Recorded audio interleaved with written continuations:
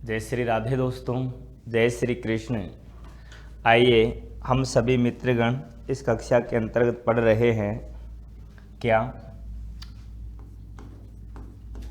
हिंदी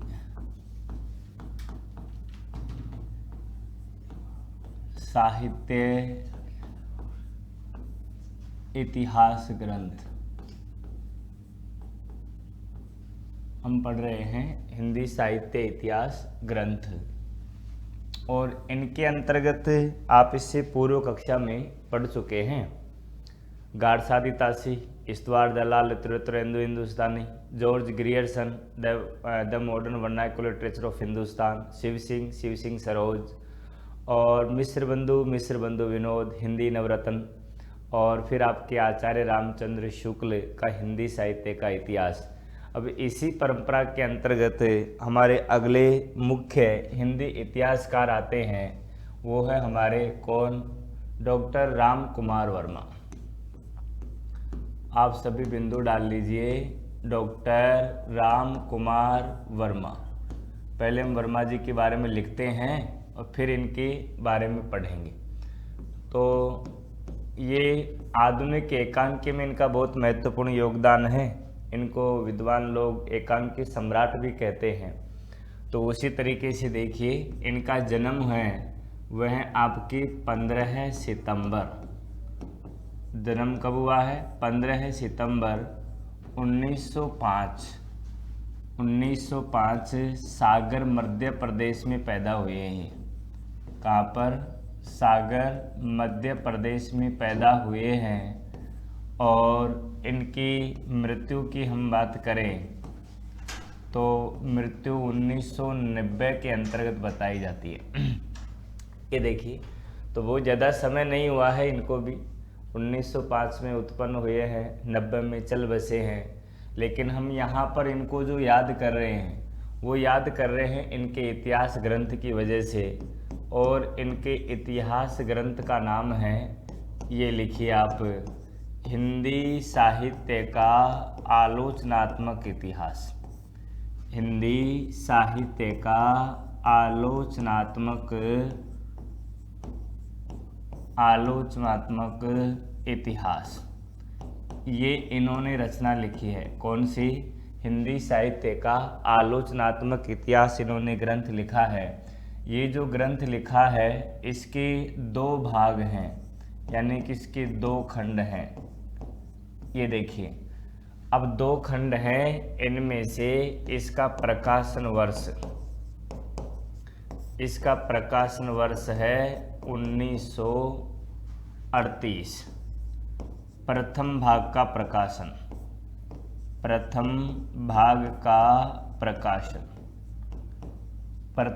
का प्रकाशन हुआ है आपके 1938 के अंतर्गत। ये ध्यान रखिए। अब अगली बात यह आती है मित्रों, 1938 में प्रथम भाग का प्रकाशन हो गया, किंतु द्वितीय भाग का प्रकाशन उसके पश्चात हुआ ही नहीं। तो कुल मिलाकर के 2 भागों में एक ही भाग लिखा इन्होंने, दूसरे भाग का तो प्रकाशन हो ही नहीं पाया। बढ़िया है, आपको दूसरा और याद रखना पड़ता।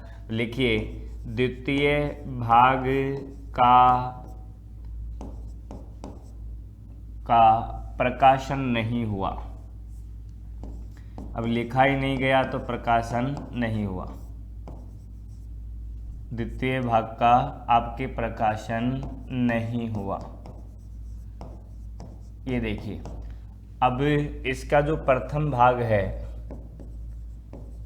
प्रथम भाग में भक्ति काल तक के समय का वर्णन है। भक्ति काल तक के समय का वर्णन है। प्रथम भाग के अंतर्गत आपकी भक्ति काल तक के समय का वर्णन किया गया है। और इन्होंने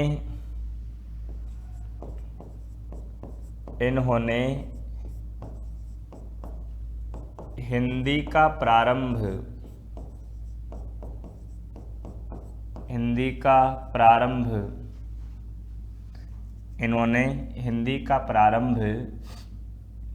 आपकी विक्रम संमत 750, विक्रम संमत 750, यानी आप ऐसे कह सकते हैं 693 ईस्वी, 693 ईस्वी से माना है। ये 693 ईस्वी से माना है। और आगे लिखिए, इन्होंने हिंदी आदिकाल को, हिंदी आदिकाल को संधि काल, हिंदी आदिकाल को संधि काल और हिंदी आदिकाल को संधि काल और चारण काल में बांटा। इन्होंने हिंदी आदिकाल है उसके दो नाम निकाले, एक तो संधि काल और दूसरा है चारण काल। आगे लिख लीजिए, इन्होंने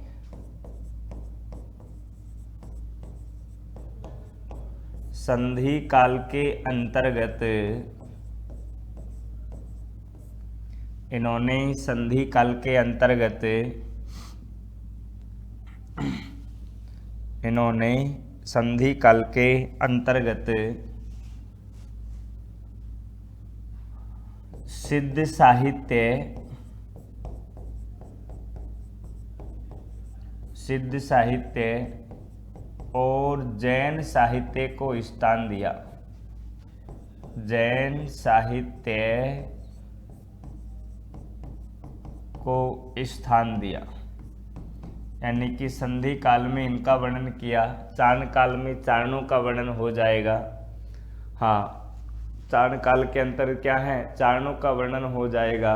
अब आप मेरे साथ साथ इनको ऐसे कैसे लिखते जाओ, तभी जाके बैठेगा मामला। अब एक लाइन और लिख लीजिए, एक लाइन और आ जाएगी अभी। आगे लिख लीजिए, इन्होंने संधि काल का समय विक्रम संमत 750 से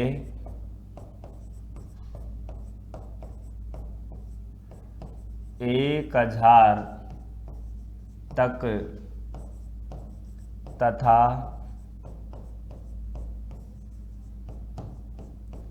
चारण काल का समय, चारण काल का समय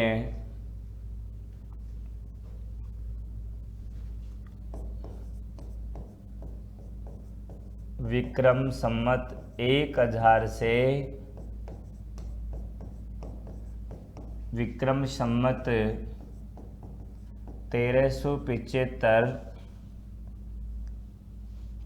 1375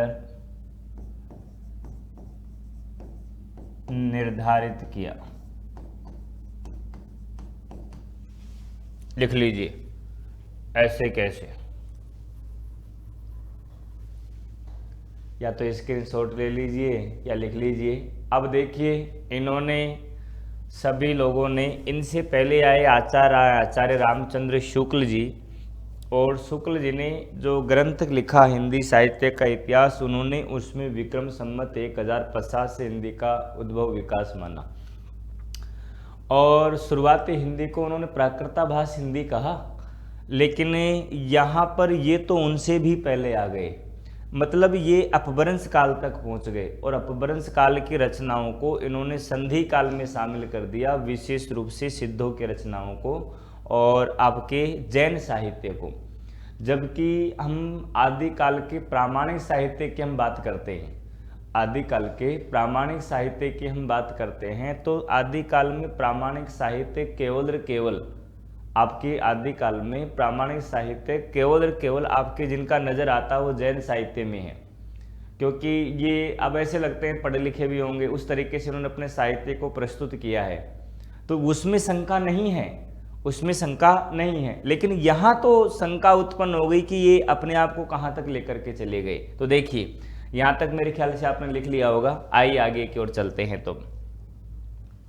तो देखिए, आइए आगे लिख लीजिए। लिखो, डॉक्टर राम कुमार वर्मा जी ने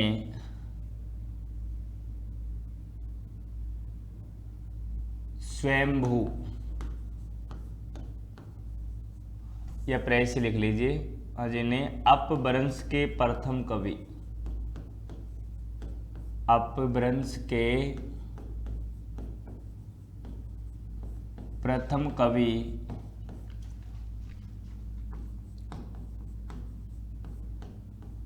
स्वयंभू 783 ईस्वी, 783 ईस्वी को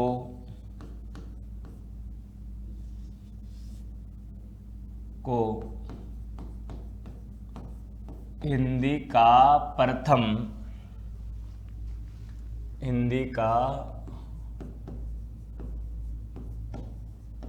प्रथम कवि स्वीकार किया। ये देखिए, यानी कि इन्होंने हिंदी का पहला कवि किसको माना, तो आपका सीधा सा उत्तर है आपके किनको माना है, इन्होंने स्वयंभू को आपके पहला कवि माना है। ये ध्यान रखिए, किनको माना है, स्वयंभू को। अब स्वयंभू को हिंदी का पहला कवि मान लिया इन्होंने, और यही इनकी गलती हो गई है, यही हिंदी की इनकी क्या हो गई, गलती हो गई। और यहीं पर इन्होंने गलती स्टार्ट कर दी कि साहब स्वयंभू को इन्होंने अपभ्रंश के कवि को हिंदी का पहला कवि मान लिया, प्रथम कवि स्वीकार किया, और यहीं भूल कर बैठे, और यहीं भूल कर बैठे।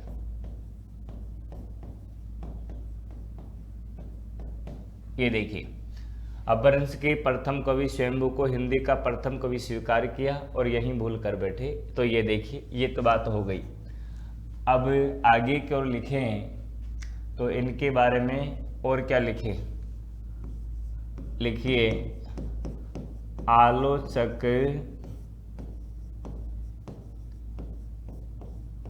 इनके ग्रंथ को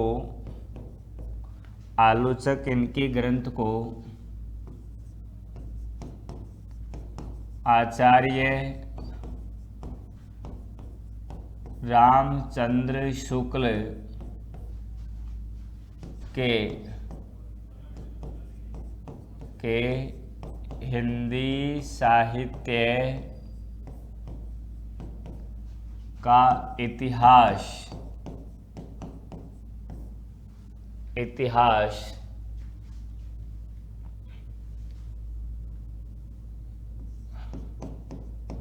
ग्रंथ के गुण व दोष का परिणाम बतलाते हैं।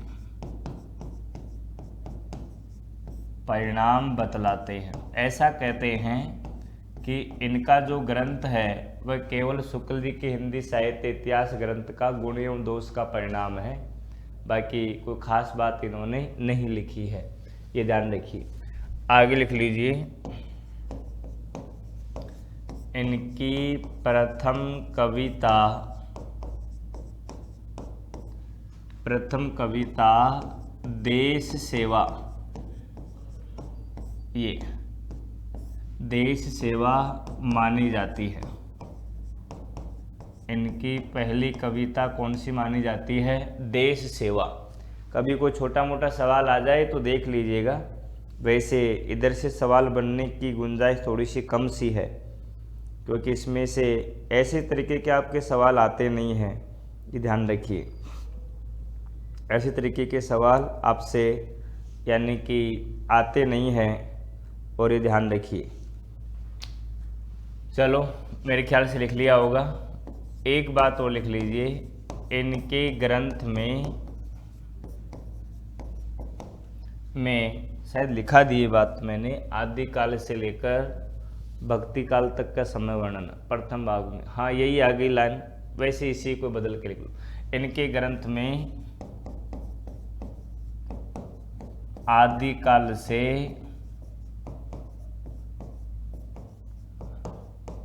भक्ति काल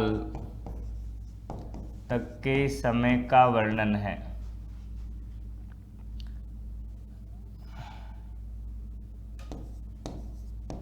के समय का वर्णन है, ये लिखिए।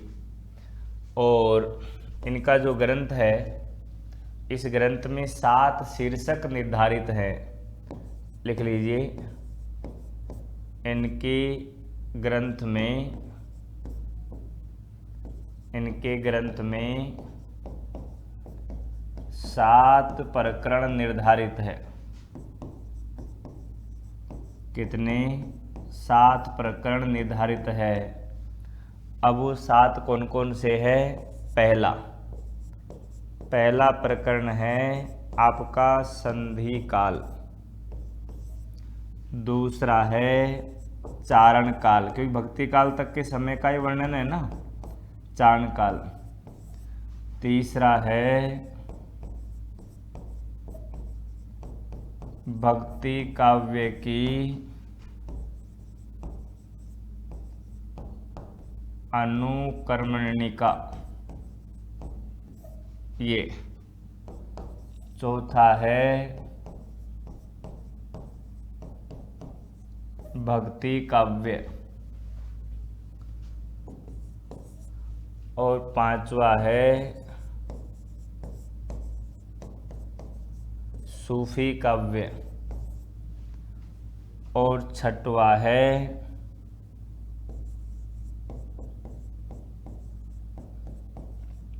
कृष्ण काव्य, और 7वां शीर्षक है इनका राम काव्य। अब विशेष बात समझने की ये है वो भी लिख लीजिए। इन्होंने यानी वर्मा जी ने, इन्होंने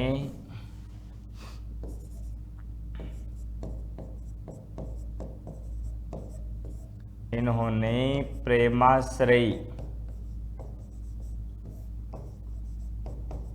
धारा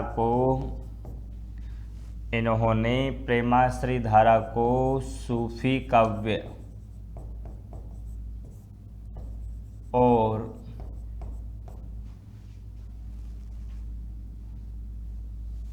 प्रेमाश्रयी धारा को क्या है? सूफी काव्य और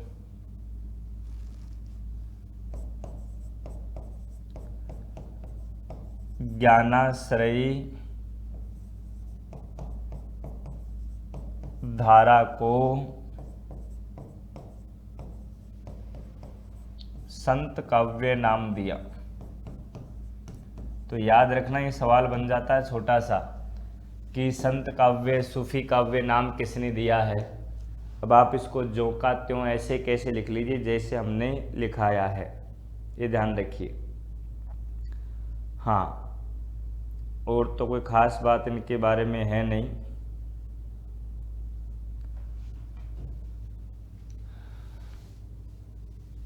एक बात लिख लो, इनको पद्म भूषण से सम्मानित किया गया था 1963 में। पद्म भूषण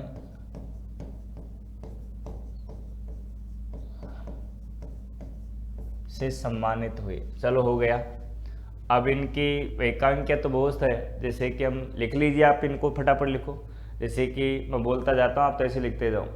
जैसे कि इनकी एकांकिया तो बहुत है, जिन एकांकियों में हम कहें अंजलि, हिमहास, निशित, जौहर, हाँ, चित्तौड़ की चिंता, आकाश गंगा, समझ रहे हैं, पृथ्वीराज की आंखें, समझ रहे हैं, ऐसे बहुत सारी एकांकियाँ इनकी। तो इनको एक तरीके से एकांकी सम्राट कहा जाता है, ये समझ लीजिए। मेरे ख्याल से लिख लिया होगा आपने। आगे चलकर इनके बारे में जानकारी जहाँ जहाँ पढ़ेंगे एकांकी वहाँ एकांकी की आ जाएगी। अभी तो महत्वपूर्ण बातें मैंने आपको लिखा दी है। चलो आइए, मेरे ख्याल से आपने लिख लिया होगा। अब जरा देखो, इनमें से सवाल जो बनता है उनको देखो। रामकुमार वर्मा जी का जन्म कब हुआ है? 15 सितंबर 1905। 1905 जरूर याद रखिए। और कहाँ हुआ है? सागर मध्य प्रदेश के हैं, जबकि आपने देखे कि अधिकतर आलोचक हमारे उत्तर प्रदेश से निकल करके आए हैं। और अगला इनका ग्रंथ है वही हिंदी साहित्य का आलोचनात्मक इतिहास। इसके 2 खंड हैं, उसमें से केवल पहले खंड का ही प्रकाशन हुआ है सन 1938 के अंतर्गत। दूसरे भाग का प्रकाशन नहीं हुआ, अर्थात ये आधा ग्रंथ है, पूरा है ही नहीं। ये सवाल बहुत बार आता है, हिंदी साहित्य का आलोचनात्मक इतिहास ग्रंथ किसका है? ये ध्यान रखिए। अब मेरे ख्याल से आप गलत नहीं करेंगे। अब ये भी बहुत बार आता है, इसका प्रकाशन वर्ष क्या है? 1938। तो द्वितीय भाग का प्रकाशन नहीं हुआ, अर्थात ये आधा ही है। इसमें प्रथम भाग में आपके आदिकाल से लेकर के भक्ति काल तक के समय का वर्णन है। इन्होंने हिंदी का प्रारंभ कब से माना है? ये 693 ईस्वी से माना है, यानी विक्रम संवत 750 से माना है। हाँ, हिंदी आदिकाल को संधि काल और चाणकाल 2 भागों में विभाजित किया। ये सवाल बहुत बार आया है, ध्यान रखिए कि हिंदी के आदिकाल को संधि काल और चाणकाल के नाम से किसने बांटा है? तो डॉक्टर रामकुमार वर्मा ने बांटा है। चाणकाल नाम किसने दिया? तब भी इन्होंने दिया है। संधि काल नाम किसने दिया? तब भी इन्होंने दिया है। ऐसे भी आ जाए कि अपभ्रंश से लेकर के आपके हिंदी काल तक के बीच के समय को किस नाम से पुकारा है? किन्होंने? आपके डॉक्टर रामकुमार वर्मा ने। तब भी आपका उत्तर संधि काल ही होगा, ध्यान रखिए। इन्होंने संधि काल के अंतर्गत सिद्ध साहित्य और आपके क्या हैं जैन साहित्य को मुख्य रूप से याद किया है, उसी को स्थान दिया है। और विक्रम संवत 750 से 1000 तक आपके संधि काल, और विक्रम संवत 1000 से विक्रम संवत 1375 तक आपके 75 तक आपके क्या माना है? इन्होंने आपके चाणकाल माना है। यानी शुक्ल जी की वीर गाथा काल को इन्होंने चाणकाल नाम दिया है। कुल मिलाकर के बात यह है। हाँ, और आपके अपभ्रंश भाषा के कवि हैं स्वयंभू। स्वयंभू को इन्होंने हिंदी का पहला कवि माना, और यहीं पर अपभ्रंश के कवियों को हिंदी में शामिल करके आपके सबसे बड़ी भूल कर बैठे, ये ध्यान रखिए। हाँ, आलोचक इनके ग्रंथ को कुछ नहीं कहते, वे कहते हैं कि ये इनका ऐतिहासिक दृष्टि से इनका ग्रंथ क्या है? शुक्ल जी के ग्रंथ का गुण और दोषों का परिणाम है। हाँ, यहाँ पर एक बिंदु और ऐड करना चाहो तो कर सकते हैं। आलोचक इनके ग्रंथ को ऐतिहासिक दृष्टि से,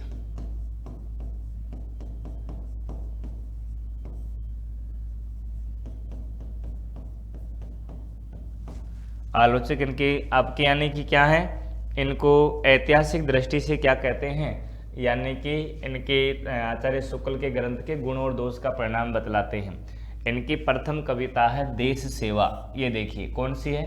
देश सेवा इनकी प्रथम कविता है। इनके ग्रंथ में आदिकाल से भक्ति काल तक का समय वर्णन है। तो यहाँ पर इस पुस्तिका में इनके 7 शीर्षक हैं, संधि काल, चाणकाल, भक्ति काव्य की अनुक्रमणिका, फिर आपकी भक्ति काव्य, सूफी काव्य, कृष्ण काव्य, राम काव्य, ये नाम लिखे हुए हैं। समझ रहे हैं?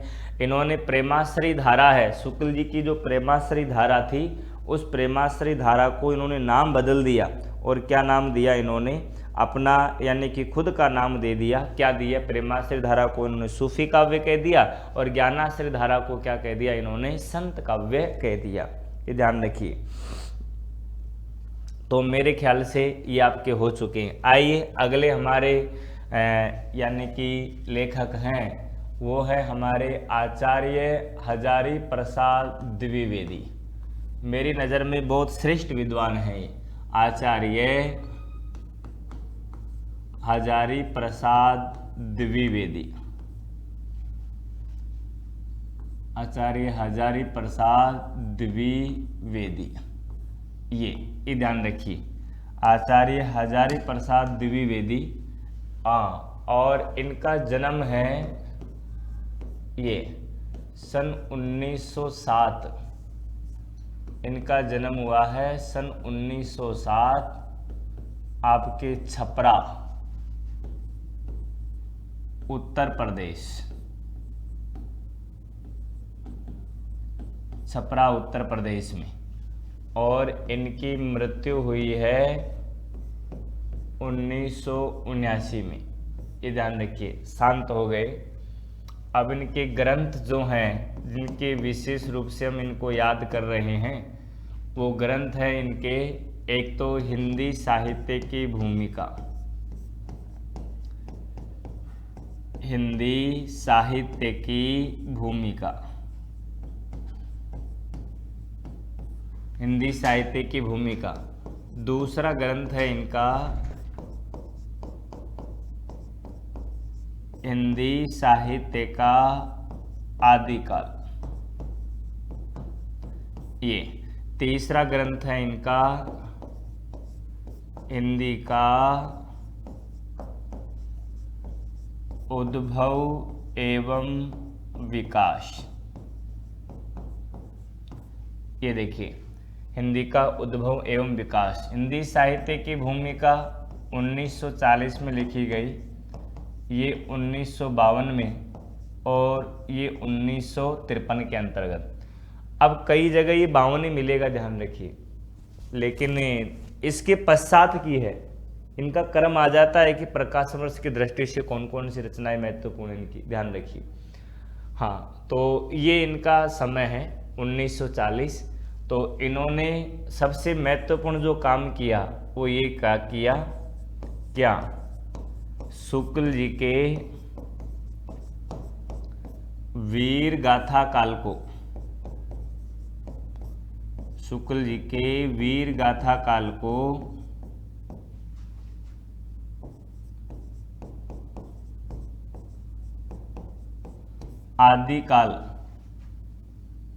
आदिकाल नाम दिया। ये सबसे महत्वपूर्ण जो हम आदिकाल बोलते हैं वो इन्हीं की देन है। ये पहले तो ये समझिए।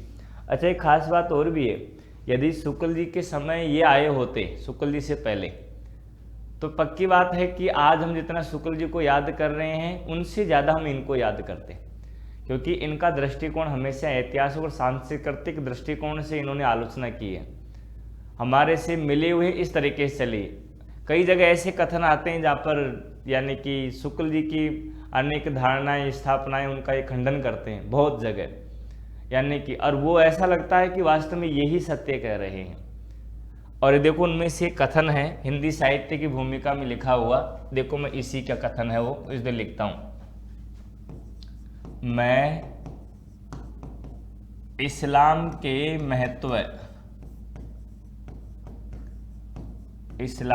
महत्व को भूल नहीं रहा हूं,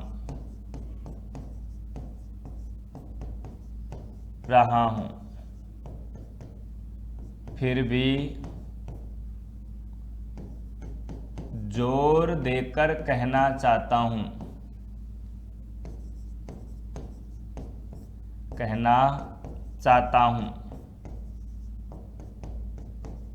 कि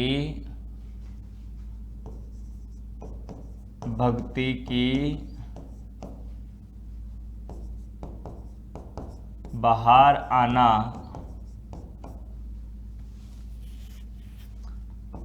आना वैसा ही है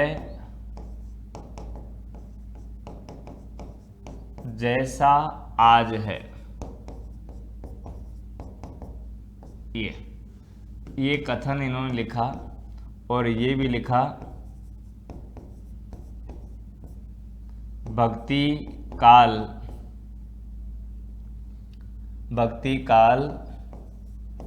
चली आ रही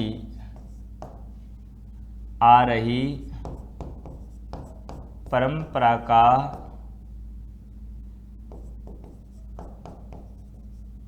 स्वाभाविक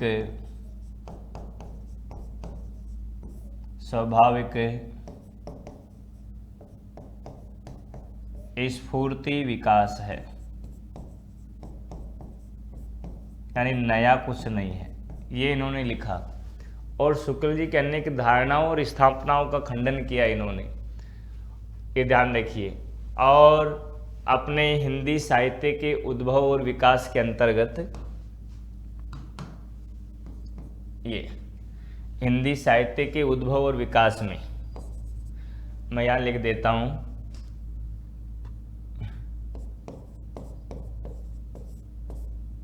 हिंदी के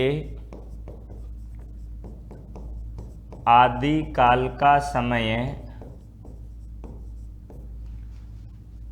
10वीं शताब्दी से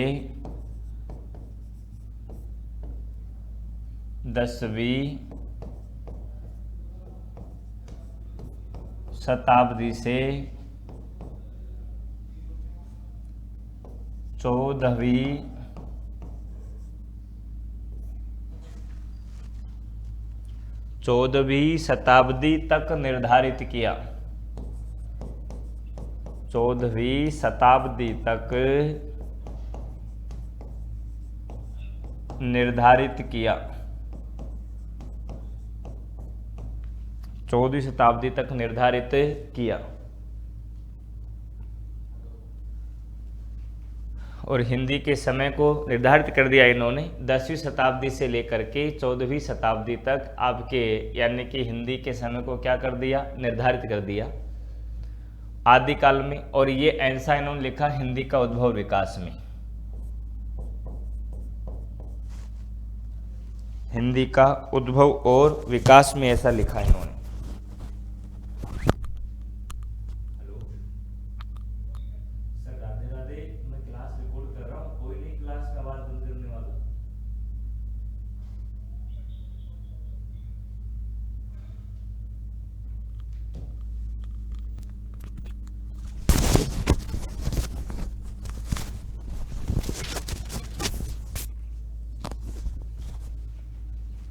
तो ये देखिए, तो इन्होंने ऐसा लिखा कि इसमें ये जो किताब है हिंदी का उद्भव एवं विकास में ये कथन लिखा इन्होंने, ये देखिए।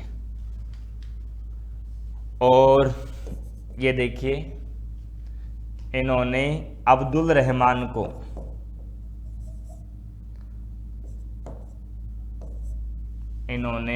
अब्दुल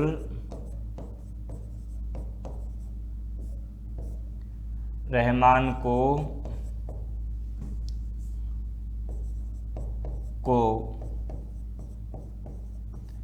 हिंदी का प्रथम कवि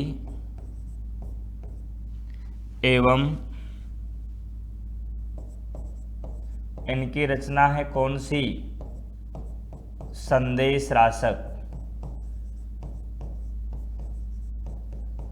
खंड काव्य को हिंदी की प्रथम रचना स्वीकार किया है।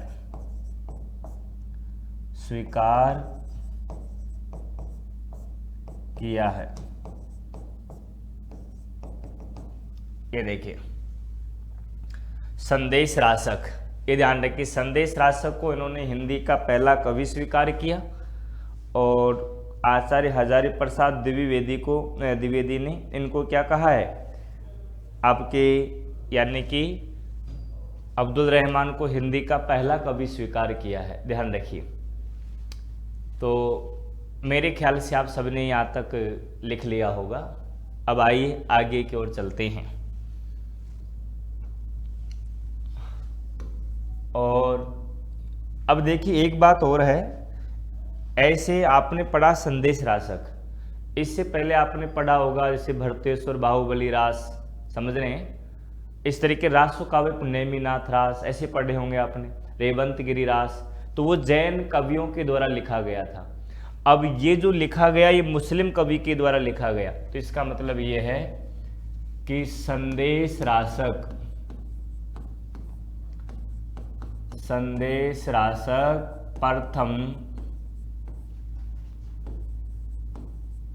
प्रथम धर्मेतर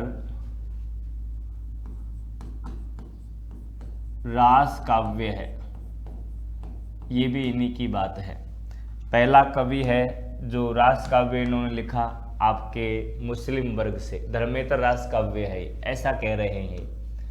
और कहें इनके बारे में तो इन्होंने यानी कि द्विवेदी जी ने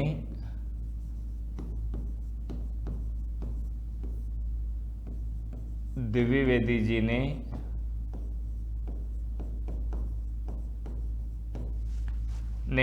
आदि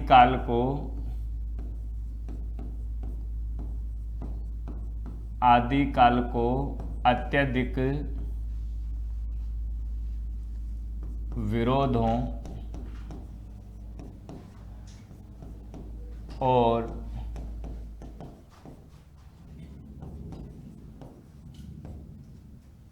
व्याघातों का युग कहा है।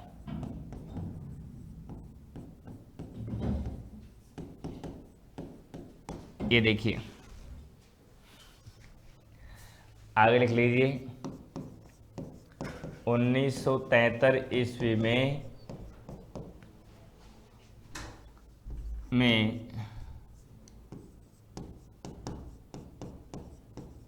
आलोक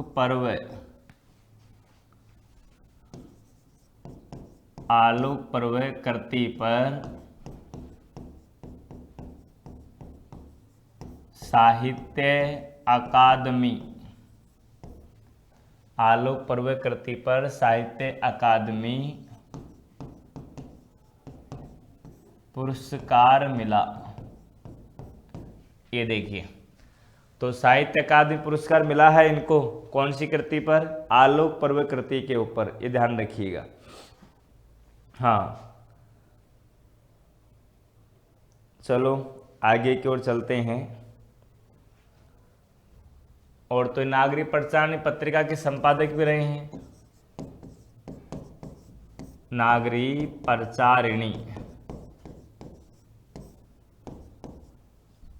प्रचारणी पत्रिका के संपादक भी रहे हैं। ये देखिए, अब इनके उपन्यास भी आप जानते हैं। अनामदास का पोथा, पुनर्वा, चारुचंद्र लेख, बाणभट्ट की आत्मकथा। अब ये उपन्यास तो हम पढ़ नहीं रहे हैं, लेकिन आप चाहो तो लिख लो। इनके उपन्यासों में मशहूर उपन्यास है कौन कौन से? ये बाणभट्ट की आत्मकथा, बाणभट्ट की आत्मकथा, ये पुनर्नवा, फिर आपके चारुचंद्र लेख,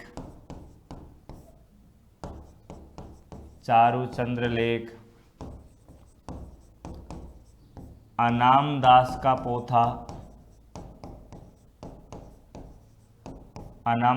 पोथा,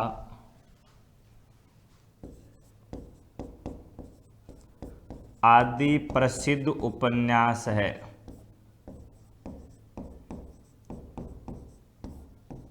आदि प्रसिद्ध उपन्यास है। और एक बात और लिख लीजिए, कबीर कृति लिखी इन्होंने 1942 में। हाँ, इस कृति के आधार पर इनको कबीर, ये आलोचनात्मक कृति है, ध्यान रखना, मैं लिखा नहीं है, मैंने ऐसे समझा रहा हूँ। ये आलोचनात्मक कृति है। कबीर के उद्धारक आलोचक माने जाते हैं। उद्धारक आलोचक माने जाते हैं।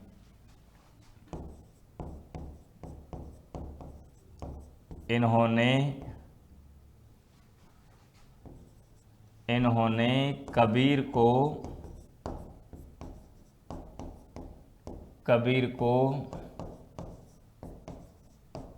वाणी का डिक्टेटर,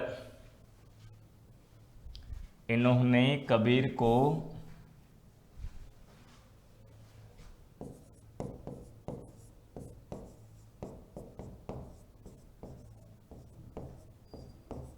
डिक्टेटर, नृसिंह अवतार,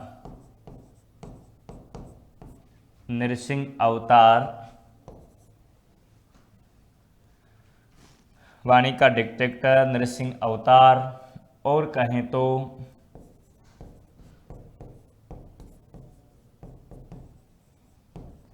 उजाड़ का फूल,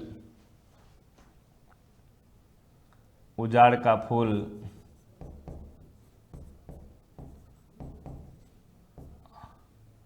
आदि नाम दिए। आदि कहा लिख लीजिए।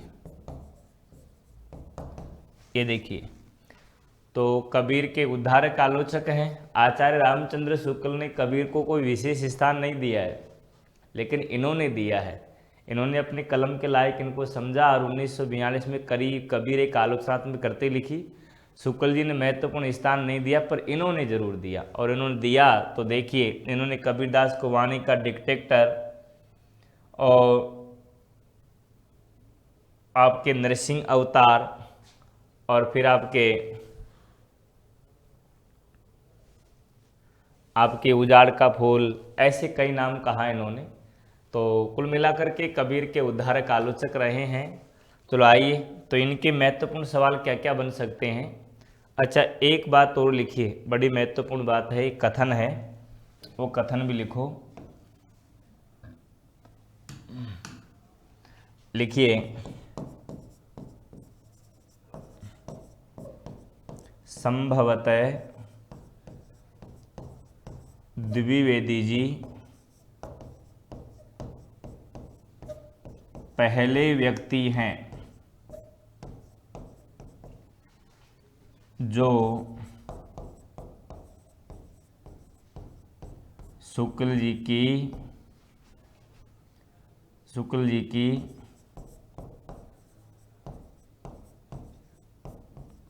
अनेक धारणाओं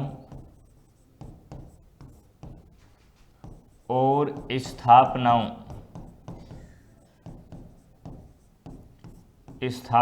को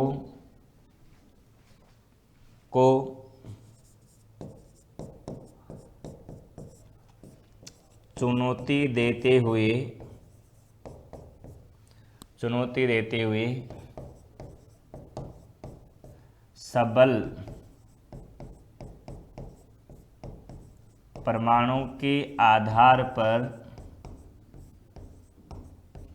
हुए सबल प्रमाणों के आधार पर खंडित करते हैं। और ऐसा कहना है किनका? डॉक्टर गणपति चंद्र गुप्त। ये ध्यान रखिए, इन्होंने ऐसा कहा है कि संभवतः द्विवेदी जी पहले व्यक्ति हैं जो शुक्ल जी की अनेक धारणाओं और स्थापनाओं को चुनौती देते हुए सबल प्रमाणों के आधार पर खंडित करते हैं। मतलब बहुत बड़े आलोचक हुए हैं, मेरी नज़र में भी सर्वश्रेष्ठ हैं। यदि शुक्ल जी से पहले आए हुए होते तो हो सकता है कि शुक्ल जी को जितना याद किया जाता उससे ज़्यादा याद इनको किया जाता। लेकिन बात है कि जो पहले आओ सो पहले पाओ। जब इसका नाम बड़ा हो चुका है, उसको गिराने वाला तो कौन है? वो तो बड़ा ही रहेगा। आखिर शुक्ल जी की भी अपने आप में एक समझ लीजिए कार्यशैली है, उनका भी स्वाध्यायी है, वो भी अपने विषय के प्रति कितना गहन अध्ययन करने वाले हैं। तो सभी बातें हैं। आइए जरा देखिए, आगे की ओर चलते हैं। अब इनके सवालों में देखते हैं कि हमारे महत्वपूर्ण सवाल आपके कौन कौन से बन सकते हैं।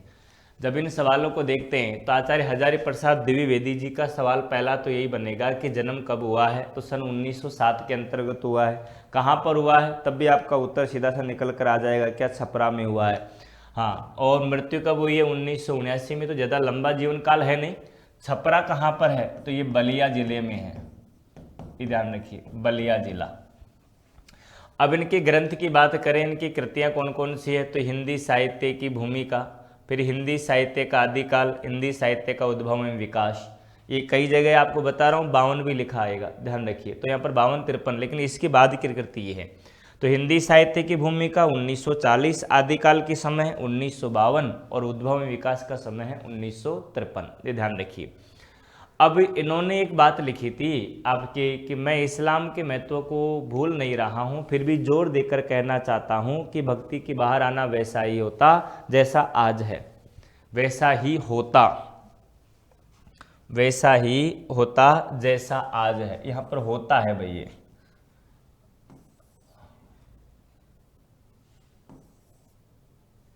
वैसा ही होता जैसा आज है।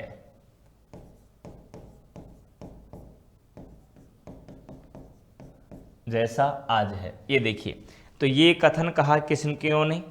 हाँ, आपके आचार्य हजारी प्रसाद द्विवेदी। उन्होंने कहा कि भक्ति काल क्या है? किसी चली आ रही परंपरा का आपके स्वाभाविक स्फूर्ति विकास है। किसी चली आ रही परंपरा का आपके क्या है? चली आ रही किसी परंपरा का स्वाभाविक स्फूर्ति विकास है। ये ध्यान रखिए, किसी परंपरा का क्या है? स्वाभाविक स्फूर्ति विकास है या स्वाभाविक विकास है, ऐसे भी कह सकते हैं। ये कथन इन्हीं का है, किनका? शुक्ल जी का है, जिनका आचार्य हजारी प्रसाद द्विवेदी जी का है। अब जरा देखिए, इन्होंने ऐसा भी कहा था कि आचार्य शुक्ल ने ऐसा कहा कि आपकी उस वर्तमान समय में मुसलमान लोगों का इस्लाम का प्रभाव ज़्यादा होने लगा, लोग डरने लगे उनसे डरकर वो सब सारे के सारे कहाँ पलायन करने लग गए? वो आपके भक्ति की ओर पलायन करने लग गए। और इस तरह के यानी कि बहुत समर्थक मिल जाएंगे।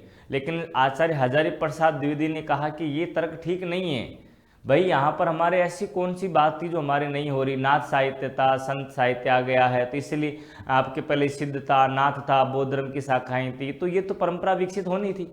ये तो किसी चली आ रही परंपरा का स्वाभाविक विकास है, अर्थात परंपरा पहले चल रही थी उसी का विकास है, अलग से कुछ नहीं है। अब ये कहने किन्होंने कह दिया? ये हमारे आचार्य हजारी प्रसाद द्विवेदी ने कहा, और उन्होंने कहा कि यह बात अत्यंत उपास्यास्पद है कि आपके मुस्लिम लोगों के आने से, आपके यानी कि मुस्लिम लोगों के आने से आपकी भक्ति आंदोलन जोर पकड़ा। नहीं, गलत है, ऐसा इन्होंने कहा। यदि उनके आने से आपकी भक्ति का जोर आना या बाहर आना होता तो आपके सर्वप्रथम आपके उत्तरी भाग में आती, क्योंकि अरब को टच करते हो, अरब क्षेत्र में उत्तरी भाग में आती, लेकिन आई कहाँ पर? आपके दक्षिण के निरा भक्तों के अंतर्गत, वहां से भक्ति की उपजना बताई जाती है। तो उनकी नज़र में तो ये क्या है? खंडन हो गया एक तरीके से। उन्होंने कहा कि तो बात आपकी मजाक जैसी लग रही है। लेकिन आइए, हमको तो याद रखना पड़ेगा। आइए देखो, फिर सवाल है कि इन्होंने वीर गाथा काल को नाम क्या दिया? इन्होंने आदि काल नाम दिया। फिर आपके सवाल है कि इन्होंने हिंदी का आदि काल कब से माना? 10वीं शताब्दी से 14वीं शताब्दी तक निर्धारित किया। और अब्दुल रहमान थे हिंदी के प्रथम कवि के तौर पर स्वीकार किए गए, और इनकी रचना है संदेश रासक, उनको भी हिंदी की पहली रचनाओं के तौर पर स्वीकार किया।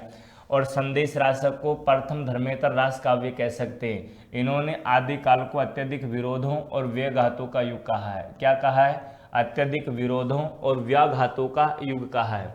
1973 में इनको आलोक पर्व कृति पर साहित्य अकादमी पुरस्कार मिलता है। ये ध्यान रखिए, कौन सा पुरस्कार मिलता है? साहित्य अकादमी पुरस्कार मिलता है, ये ध्यान रखिए।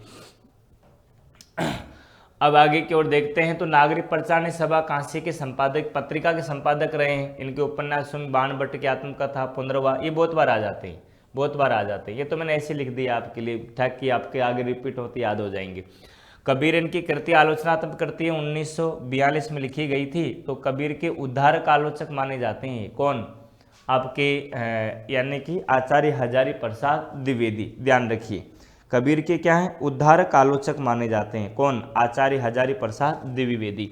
कबीर को इन्होंने वाणी का डिक्टेटर कहा है। क्या कहा है? वाणी का डिक्टेटर कहा है, ये ध्यान रखिए।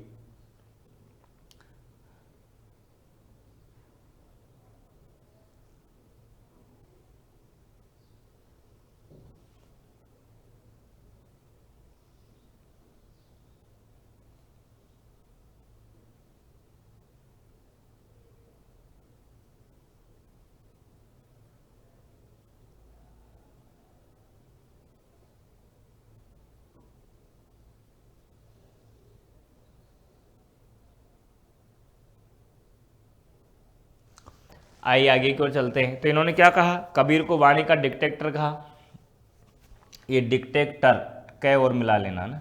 नरसिंह अवतार, उजाड़ का फूल आदि कहा है। संभवतः द्विवेदी जी पहले व्यक्ति ने शुक्ल जी की अनेक धारणाओं और स्थापनाओं को चुनौती देते हुए सबल प्रमाणों के आधार पर खंडन करते हैं, ऐसा कहना है हमारे डॉक्टर गणपति चंद्र गुप्त जी का। आइए अब आगे चलते हैं। अगले हमारे लेखक हैं जिनको हम पढ़ेंगे, आपके यानी कि ग्रंथकार, वो है डॉक्टर गणपति चंद्र गुप्त। अगले कौन है? डॉक्टर गणपति चंद्र गुप्त, ये ध्यान रखिए। तो डॉक्टर गणपति चंद्र गुप्त के बारे में हम पढ़ते हैं। आगे की ओर। तो आइए इसमें यानी कि देखते हैं इनके बारे में। तो इनका ग्रंथ देखेंगे, पहले उससे पहले जन्म देख लीजिए। इनका जन्म है आपके 15 जुलाई 1928 को हुआ, बताया। ऐसे बताते हैं क्या है, ये तो मैं तो बताता नहीं, ये तो किताबों में लिखा है जो है। ये ग्रंथ, इनका ग्रंथ का नाम है हिंदी साहित्य का वैज्ञानिक इतिहास। हिंदी साहित्य का वैज्ञानिक इतिहास। हाँ, इसके 2 खंड हैं भाई, यानी कितने भाग हैं इसके? 2 भाग हैं। अब इस ग्रंथ का प्रकाशन है, प्रकाशन वर्ष है 1965, 65। ये ज़्यादा पुराना ग्रंथ नहीं है, ये वैज्ञानिक अध्ययन कर रहे हैं एक तरीके से। ये सवाल बहुत बार आता है कि हिंदी साहित्य का वैज्ञानिक इतिहास किसने लिखा है? तो डॉक्टर गणपति चंद्र गुप्त ने लिखा है, ये ध्यान रखिएगा। और हम बात करें तो इन्होंने, आगे लिख लीजिए, इन्होंने आदिकाल को, इन्होंने आदिकाल को प्रारंभिक काल तथा शून्य काल,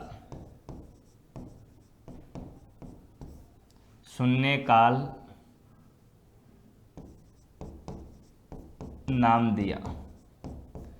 ये देखिए क्या क्या नाम दिया? आदिकाल को प्रारंभिक काल और शून्य काल नाम दिया। इसी के आगे की ओर लिखिए,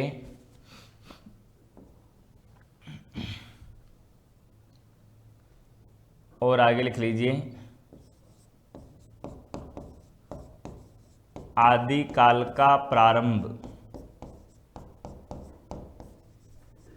आदिकाल का प्रारंभ 1184 ईस्वी,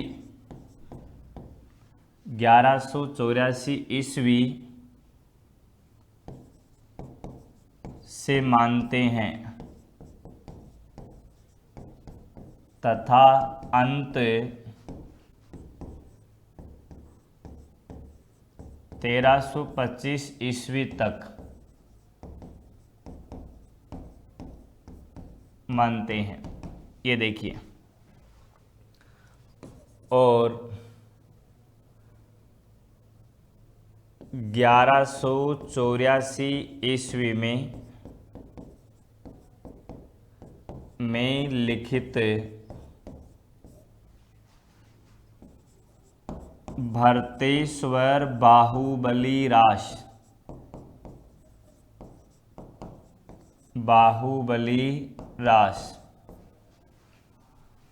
भरतेश्वर बाहुबली रास को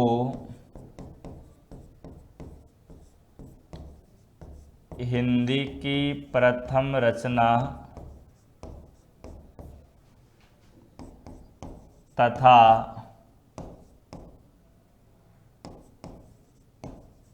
इसके रचनाकार कौन है? तथा रचनाकार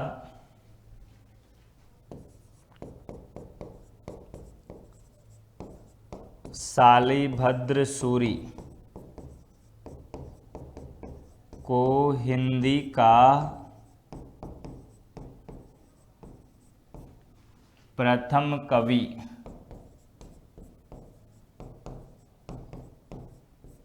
मानते हैं, हिंदी का प्रथम कवि मानते हैं। ये ध्यान रखिए, कौन? डॉक्टर गणपति चंद्र गुप्त। ये ध्यान रखिए, भारतेश्वर बाहुबली रास को हिंदी की प्रथम रचना के तौर पर स्वीकार किया। और आपके यानी कि इनके लेखक कौन है? शालिभद्र सूरी जैन कवि को हिंदी का पहला कवि स्वीकार किया। और इन्होंने आदिकाल को नाम क्या दिया है? आपके शून्य काल नाम दिया है। इनके दृष्टिकोण में आपके विशेष रूप से यूँ समझ लीजिए कि वैज्ञानिक अध्ययन के तौर पर इन्होंने नज़रिया रखा है अपना, न काऊ की दोस्ती ना काऊ का बैर, तटस्थ होकर के अध्ययन किया एक तरीके से।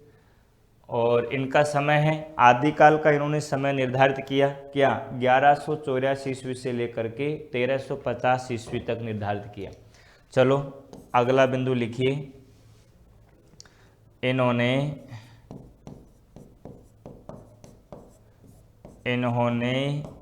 पूर्व मध्यकाल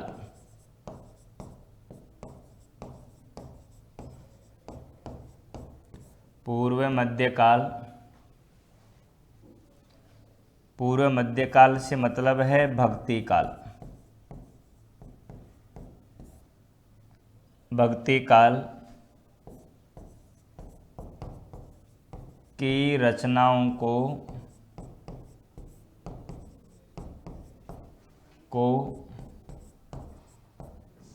3 भागों में बांटा। अब वो 3 भाग कौन कौन से? पहला है ये धर्माश्रित, दूसरा है लोकाश्रित, और तीसरा है राज्याश्रित। मतलब जो राज्य के अधीन होकर के लिखी गई वो राज्याश्रित, और आपके सांसारिक कार्यों की लिखी गई वो आपके लोकाश्रित, और जो आपके धर्म के विशेष रूप से लिखी गई वो धर्माश्रित। ये ध्यान रखिए। हाँ, तो ये इनकी आपकी मुख्य बातें थी। अब इनके कुछ आलोचनात्मक कृतियाँ और भी है, आओ उनको भी देख लेते हैं एक बार। तो इनकी कृतियों में एक तो ये है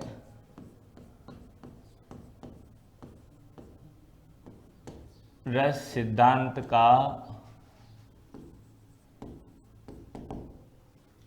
पुनः विवेचन। एक कृति तो ये बहुत प्रसिद्ध, परीक्षा में आती रहती है, इसे लिख रहा हूँ। और एक है इनकी कृति महादेवी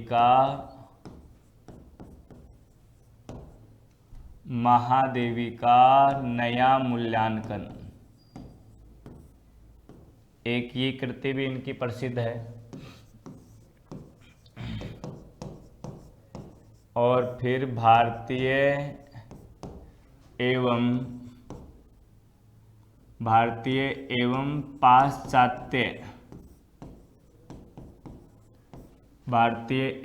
पाश्चात्य काव्य सिद्धांत, ये इनकी कृति भी मशहूर है। और चौथी लिख लीजिए आदिकाल की प्रामाणिक रचनाएं।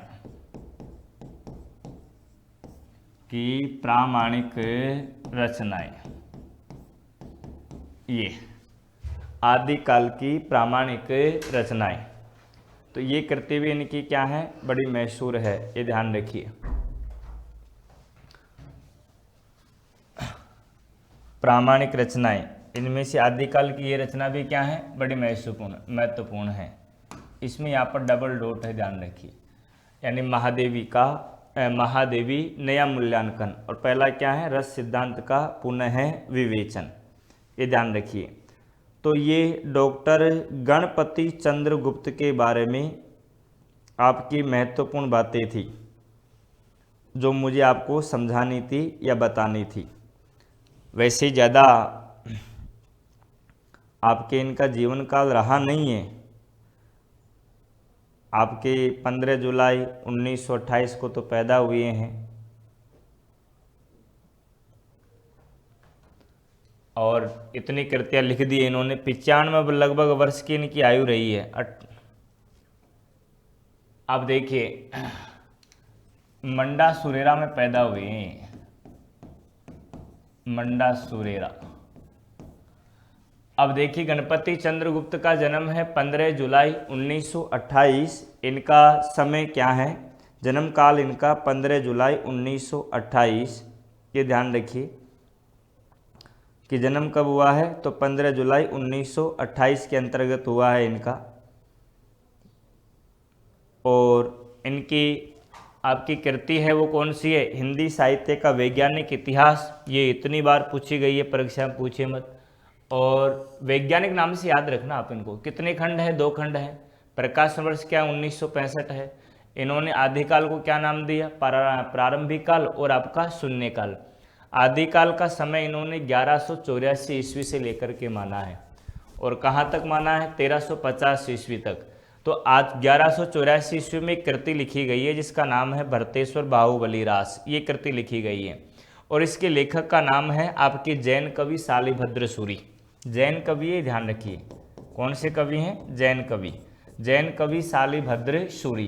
तो शालिभद्र सूरी को तो ये हिंदी की पहला कवि स्वीकार करते हैं और भरतेश्वर बाहुबली रास को हिंदी की पहली रचना स्वीकार करते हैं। हाँ, इन्होंने पूर्व मध्य काल को आपके भक्ति काल यानी कि पूर्व मध्य काल की जो रचना है यानी भक्ति काल की रचना है उनको 3 भागों में बांट दिया। कौन कौन सा, आपके धर्माश्रित, लोकाश्रित और आपके राज्याश्रित।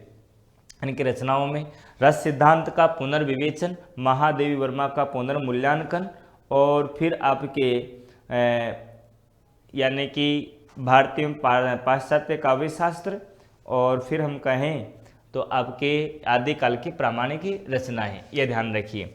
वैसे राजस्थान से संबंध बताते हैं इनका कि मंडासुर राजस्थान में बताते हैं, ये राजस्थान में जन्म हुआ बताया ऐसा समझाते हैं इनका, ये ध्यान रखिए। चलो आइए, तो इनके महत्वपूर्ण जो सवाल थे वो भी मैंने आपको बता दिए। तो आज हमने यानी कि कुल मिला करके हमने आज डॉक्टर राम कुमार वर्मा के बारे में पढ़ा। आज विशेष रूप से डॉक्टर राम कुमार वर्मा की कृति कौन सी, हिंदी साहित्य का आलोचनात्मक इतिहास। अब जो महत्वपूर्ण इतिहासकार थे जिनके बारे में ज़्यादा लिखना था वो धीरे धीरे पूरे होते आ रहे हैं। अब आपकी श्रेणी और छोटी छोटी होती जाएगी। हाँ, तो हिंदी का पहला कवि इन्होंने स्वयंभू को स्वीकार किया है और आपके रामचंद्र शुक्ल के गुण दोष परिणाम बताते हैं इनको। और क्या है इनके, ये नाम जरूर याद रखिए, संधि काल और चारण काल इन्होंने जो नाम दिए हैं। और फिर आपके आगे की ओर चलते हैं तो आचार्य हजारी प्रसाद द्विवेदी छपरा में 1907 में 1979 तक रहे हैं। और हिंदी साहित्य की भूमिका, हिंदी साहित्य का आदिकाल, हिंदी का उद्भव विकास 1953 इनकी कृतियां हैं। शुक्ल जी के वीरगाथा काल को आदिकाल से नाम से दिया। 10वीं शताब्दी से 14वीं शताब्दी तक आदिकाल निर्धारित किया। और आपके अब्दुल रहमान को हिंदी का पहला कवि माना है इन्होंने। हाँ, ये ऐतिहासिक एवं सांस्कृतिक आलोचक हैं। ये इनका दृष्टिकोण हमेशा ऐतिहासिक एवं सांस्कृतिक दृष्टिकोण रहा है, यह हमेशा याद ध्यान रखिए। इनकी आलोचना का दृष्टिकोण रहा है, हमेशा ध्यान रखिए। तो आइए आगे की ओर चलते हैं। तो आदिकाल को इन्होंने अत्यधिक विरोधों और व्याघातों का युग कहा। आलोक पर्व पर साहित्य अकादमी पुरस्कार मिला। और इनके उपन्यास है कबीर के आधार पर इनको यानी कबीर को इन्होंने वाणी का डिक्टेटर और आपके नरसिंह अवतार, इसमें एक बार देखने शायद मुझे 1940 ऐसा कुछ समय लग रहा है, ये 40 या 42 में से एक समय होना चाहिए, लेकिन मुझे भी थोड़ा सा इसके मालूम में स्पष्टता नहीं है।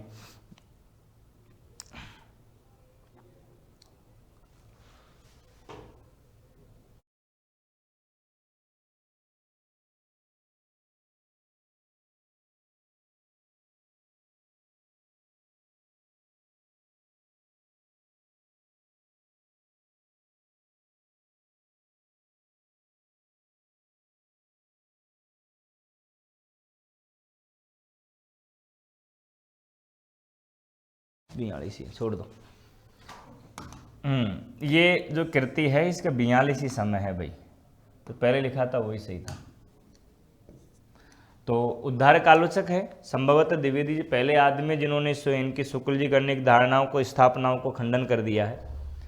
और गणपति चंद्रगुप्त वैज्ञानिक इतिहास लिखने वाले हैं, प्रारंभिक शून्य काल नाम दिया। और ये इनकी कृतियां हैं। इनको ये सवाल बहुत बार आता है, शालिभद्र सूरी वाला इनका, और इनमें इनकी रचनाएं हैं, ये आपको याद रखना है। तो मेरे प्यारे मित्रों, इसकी शेष कथा वस्तु मिलेंगी आपकी अगली कक्षा में। जब तक आप सभी स्वस्थ रहिए, मस्त रहिए, पढ़ते रहिए, मुस्कुराते रहिए। धन्यवाद।